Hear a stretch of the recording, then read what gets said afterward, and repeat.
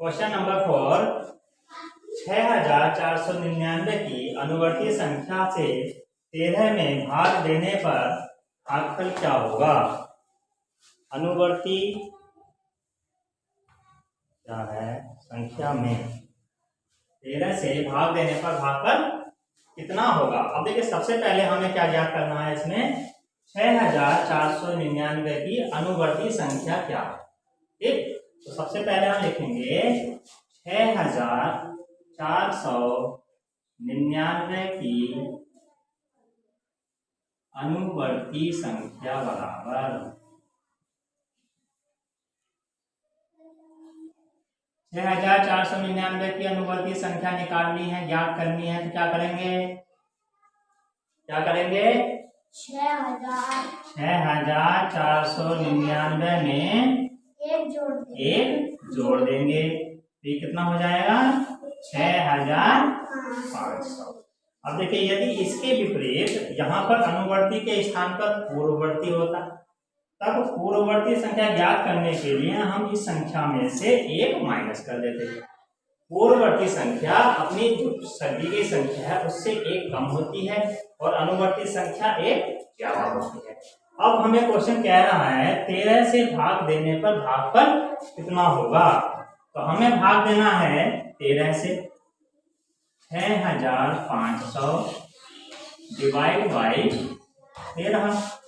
अब 13 से इसे क्या कर दीजिए डिवाइड कर दीजिए, पढ़िए जरा 13 बचे 65, यहाँ क्या बचा 0।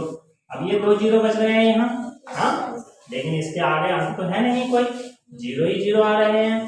तब हम क्या करेंगे इन दोनों जीरो को यहाँ लिखा और इसे इन दोनों को, क्योंकि इसके आगे तो हम डिवीजन कर नहीं सकते आगे ना, तो आंसर क्या आएगा हमारा 6499 की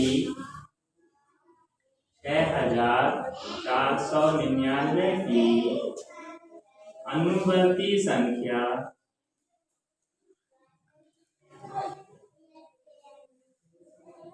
अनुवर्ती संख्या 6500 में 13 से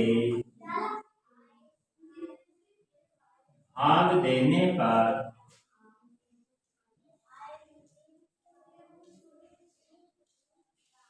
भागफल 500 होगा।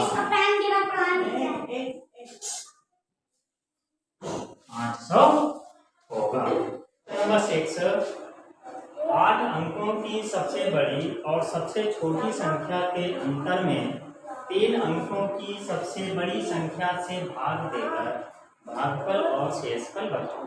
अब देखो क्वेश्चन को ध्यान से देखो, क्वेश्चन कह रहा है 8 अंकों की सबसे बड़ी, तो सबसे पहले हमें क्या करना है 8 अंकों की सबसे बड़ी संख्या ज्ञात करनी है। 8 अंकों की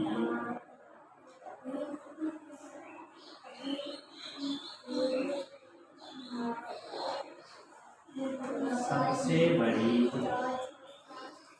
संख्या बताइए जरा, 8 अंकों की सबसे बड़ी संख्या क्या होगी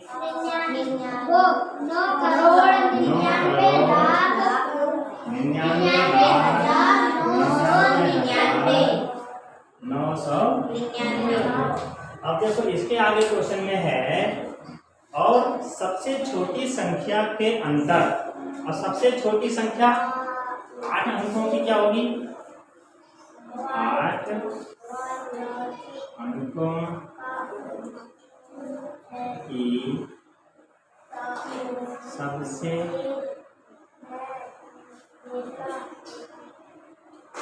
छोटी संख्या बताइए जरा, सबसे छोटी संख्या क्या होगी 1।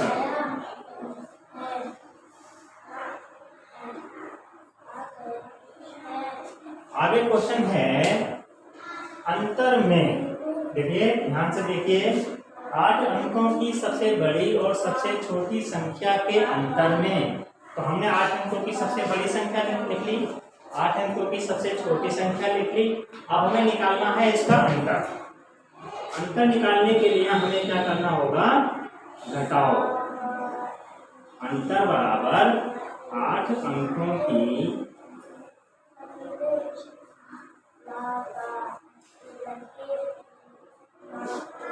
सबसे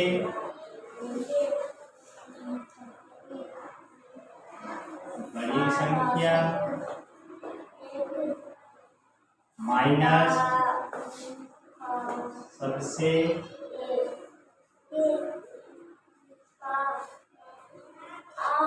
आठ अंकों की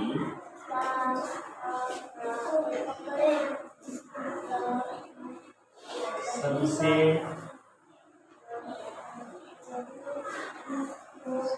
छोटी संख्या। अब देखो 8 अंकों की सबसे बड़ी संख्या के स्थान पर हम इसकी वैल्यू पुट कर दें और 8 अंकों की सबसे छोटी संख्या पर ये वैल्यू पुट कर दें, बराबर 9,99,99,999 माइनस 1 करोड़।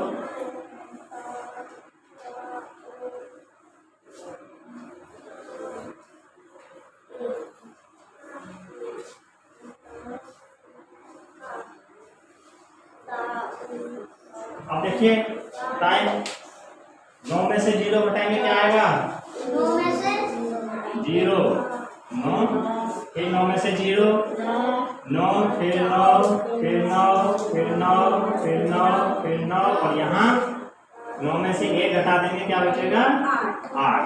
अब संख्या बनी हमारे पास 8,99,99,999। आगे क्वेश्चन में क्या पूछ रहा है, में 3 अंकों की सबसे बड़ी संख्या से भाग देकर। अब हमें याद करनी है 3 अंकों की सबसे बड़ी संख्या। बताइए 3 अंकों की सबसे बड़ी संख्या, 3 अंकों की सबसे बड़ी संख्या 9,900। 3 अंकों की 999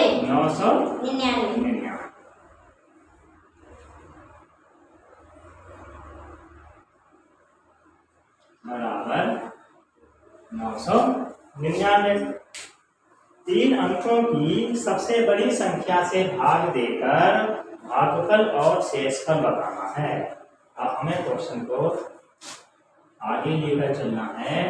हमें भाग देना है 999 से। किस संख्या में देना है भाग, 8,99,99,999। 8,99,99,999। देखें इधर 999, यहाँ 899 है तो नहीं निकलेगा ना भाग, एक अंक और लेना होगा 8,999। अब देखो कितनी बार जाएगा, 9 से दीजिए 9 9 81, 1 हासिल 8, 9 9 81 8, 89 का 9 हासिल 8, 9 9 81 8, 89। अब देखो कितना बचा, 9 में से 1 8, 9 में से 9 0, 9 में से 9 0 और 8 में से 8 0। इधर ले लेंगे, एक संख्या उतारेंगे 9। क्या आप जा सकता है भाग, नहीं जा सकता ना, तो हमें दूसरा अंक उतारना होगा। अब दूसरा अंक जब उतारेंगे तब हम यहाँ भागफल में क्या लगाएंगे, 1 0। जैसे ही हम यहाँ का अगला अंक उतारेंगे 1 से अधिक, तब हमें यहाँ 0 लिखना होगा। तो हम यहाँ लिखेंगे 0 और यहाँ उतार देंगे 9। अब देखिए क्या अब हो सकता है भाग 999 से, अब भी नहीं हो सकता ना, तब एक अंक हमें और उतारना है। जब एक अंक और उतारना है तो 1 0 और लगेगा। अब फिर 9 से हम भागें, आ जाएगा 8,991। हटा दीजिए 0 0 0, बचा हमारे पास 9। अब ये क्या है हमारा शेषफल। अब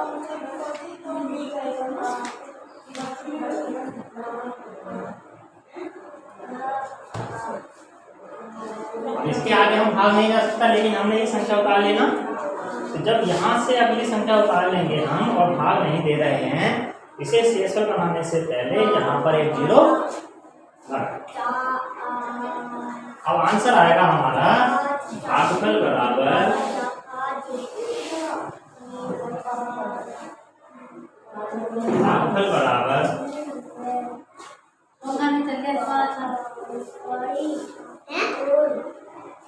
और शेषफल बराबर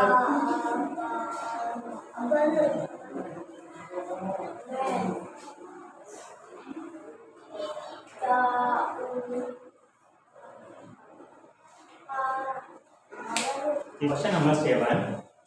एक सभागार में 1600 सीट हैं। सभागार में सीट की कुल 65 पंक्तियां हैं, जिसमें 5 पंक्तियों में 20-20 सीट है। अन्य पंक्तियों में समान सीट हैं। शेष पंक्तियों में कितनी सीट? आप देखिए क्वेश्चन को समझिए। क्वेश्चन कह रहा है एक सभागार में 1600 सीट। एक सभागार में कितनी सीट हैं? कितनी सीट हैं सभागार में? 1600। तो हम लिखेंगे सभागार में सीट बराबर 1600। अब देखिएगा सीट की कुल 65 पंक्तियां। कुल पंक्तियां कितनी हैं? 65। कुल पंक्तियां बराबर 65। आगे लाइन में कह रहा है जिसमें 5 पंक्तियों में 20-20 सीट है। तो 5 पंक्तियों में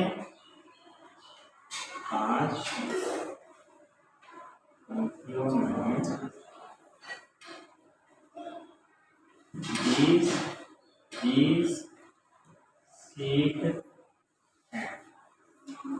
अब देखिए क्वेश्चन में यहाँ समझिए, कह रहा है 5 पंक्तियों में 20-20 सीट हैं। तो 5 पंक्तियों में कुल सीट कितनी हो गई? अतः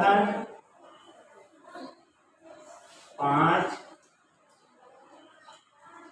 पंक्तियों में कुल सीट बराबर 20 गुणा 5 बराबर 100। अब देखिए इधर 5 पंक्तियों में 100 सीट है।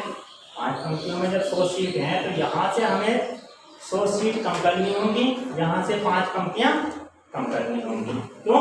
क्योंकि 5 पंक्तियाँ हमने यहाँ दिखा दी। 5 पंक्तियों में 100 सीट दिखा दी है तो 100 सीट ये कम करनी होंगी और 5 पंक्तियाँ कम करनी पड़ेंगी। अब यहाँ लिखेंगे हम शेष सीट बराबर 1600 माइनस 100 बराबर 1500। अब शेष पंक्तियां बराबर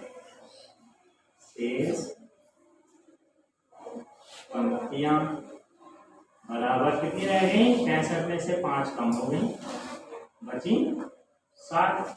अब देखो आगे क्वेश्चन कह रहा है अन्य पंक्तियों में समान सीट हैं। तो शेष पंक्तियों में कितनी सीट हैं हमें निकालना है। शेष पंक्तियों में सीट बराबर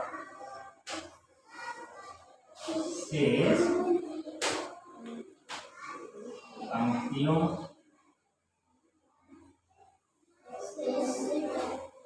में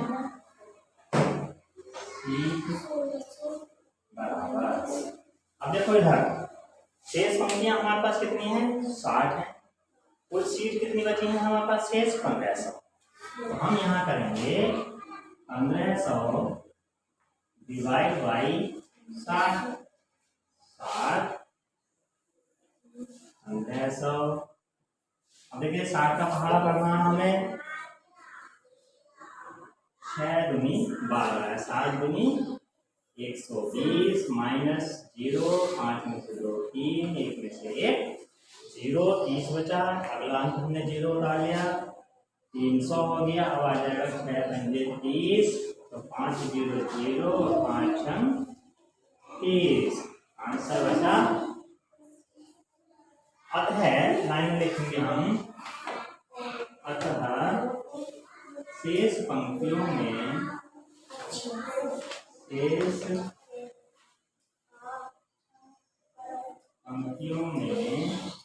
25-25 सीट होगी। 25 सीट